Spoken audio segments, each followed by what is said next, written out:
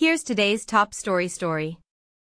OLED iPad mini, release date, pricing, and what to expect.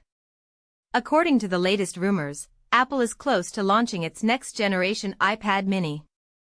So what should we expect from the successor to the iPad mini 7 that Apple released over 20 months ago? Read on to find out. Processor and performance. Apple is working on a next-generation version of the iPad mini, codename J510/J511, that features the A19 Pro chip, according to information found in code that Apple mistakenly shared in August. Apple's A19 Pro chip since debuted in the iPhone Air and iPhone 17 Pro models. The iPhone 17 Pro models include the higher-end version of Apple's A19 Pro chip with a 6-core CPU and a 6-core GPU, while the iPhone Air uses a mid-tier A19 Pro chip with one fewer GPU core than the A19 Pro chip used in the iPhone 17 Pro and Pro Max. If the code leak is accurate for the iPad mini 8, Apple is likely to use the mid-tier A19 Pro chip found in the iPhone Air. This is based on the fact that the A17 Pro chip used in the iPad mini 7 has a 6-core CPU with 2 high-performance cores and 4 efficiency cores, along with a 5-core GPU, compared to the 6-core GPU found on the A17 Pro used in the iPhone 15 Pro. Apple built the A19 Pro chip on an upgraded third-generation 3nm N3P process for modest speed and efficiency improvements.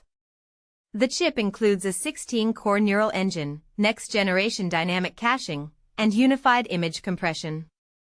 The GPU in the A19 Pro has an upgraded architecture with a larger cache, more memory, and neural accelerators that are built into each core. Apple says that this change provides 3 times the peak GPU compute over the prior generation chip. There's also an upgraded 16-core neural engine for AI tasks. There is an outside chance that Apple opts for the A20 Pro chip for the new iPad mini. The claim has been made by a MacRumors tipster who analyzed a macOS kernel debug kit containing internal Apple codenames. However, the iPad mini has not always received Apple's newest A-series chip at the time it was updated, so the A19 Pro cannot be ruled out at this time. iPhone 18 Pro models are also expected to use the A20 Pro chip, which will reportedly be fabricated with TSMC's advanced 2nm process. Display. Apple's plan to transition the iPad mini from an LCD to an OLED display is widely rumored. According to Bloomberg's Gurman, the small form-factor tablet is likely to be the next Apple device to adopt OLED. According to a Chinese leaker with sources in Apple's supply chain, Apple has evaluated a Samsung-made OLED display for its next iPad mini model.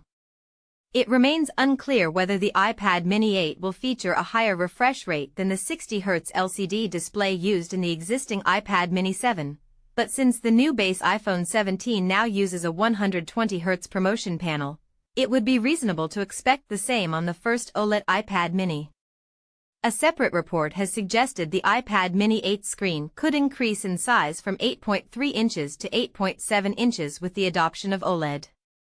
OLED panels can individually control each pixel, resulting in more precise color reproduction and deeper blacks compared to other common display technologies.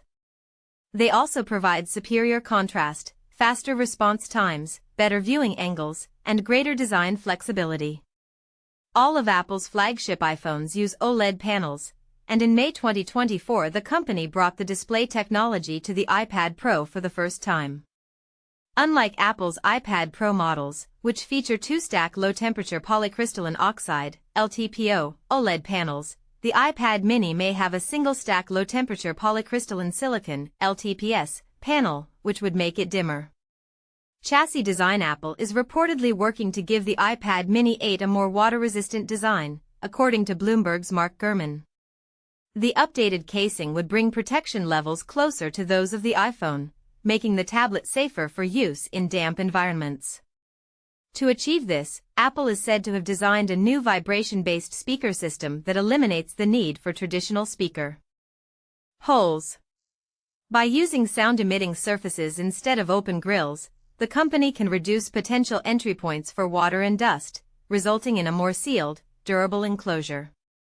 On the iPhone, Apple relies on adhesives and gaskets to shield speakers and other openings from moisture.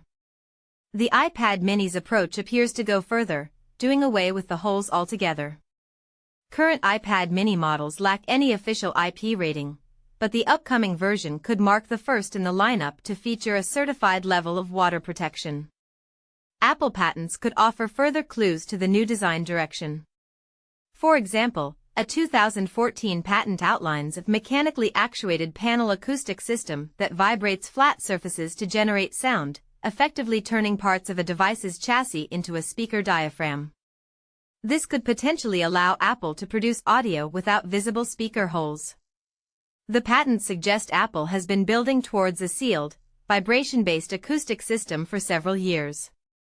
Release date: according to research firm Omdia, the iPad mini is expected to adopt an OLED display in 2027. However, Korea's ET News and ZDNET Korea have both suggested that the iPad mini will be updated with an OLED display in 2026. Bloomberg has also said the update could come as soon as this year.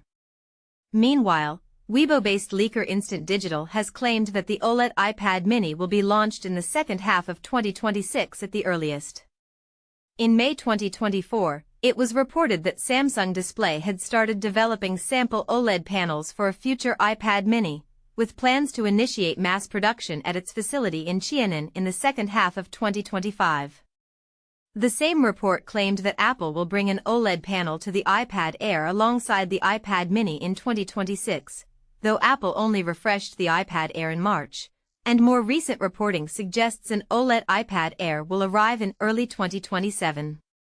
The latter outlook aligns with a December report by analyst firm Display Supply Chain Consultants, DSCC, that said an 8.5-inch OLED iPad mini is planned for a 2026 launch, while 11-inch and 13-inch OLED iPad Air models are expected to follow in 2027. The newest report on the subject arrived in late June from Korean outlet ET News, claiming that mass production of the iPad mini 8 is already underway at a Samsung factory.